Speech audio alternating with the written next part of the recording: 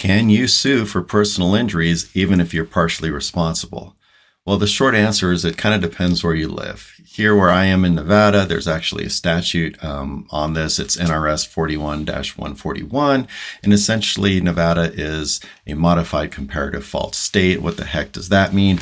Well, it means that in Nevada, if you're not more responsible than the other person for causing the injury, then you can still bring a claim. So very simple math. You're in a car crash and you get a verdict of $100,000 and a jury decides you're 49% responsible.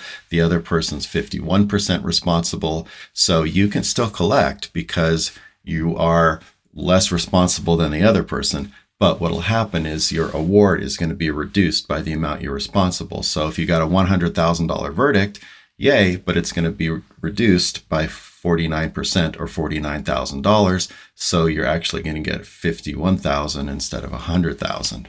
Now there's about 33 states that follow a rule sort of like this. Some look at 51% or 50-50, but it's kind of the same idea.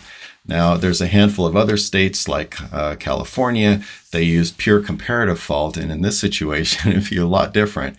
Let's say you're in an accident again, you suffer personal injuries, and a jury finds that you are 99% responsible, and the verdict is $100,000. Well, in California, you could actually win, but your verdict would be reduced by 99%. So if you got a $100,000 verdict, you would only recover $1,000. Now in Nevada or these other 33 states, that wouldn't work because you're more than 50% responsible, so your recovery would be zero.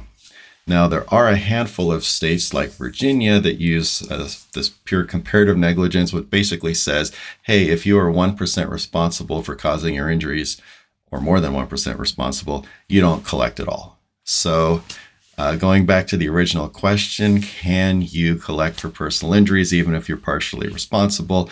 The answer is really, it depends where you live. So check your local laws and hopefully you don't need this information.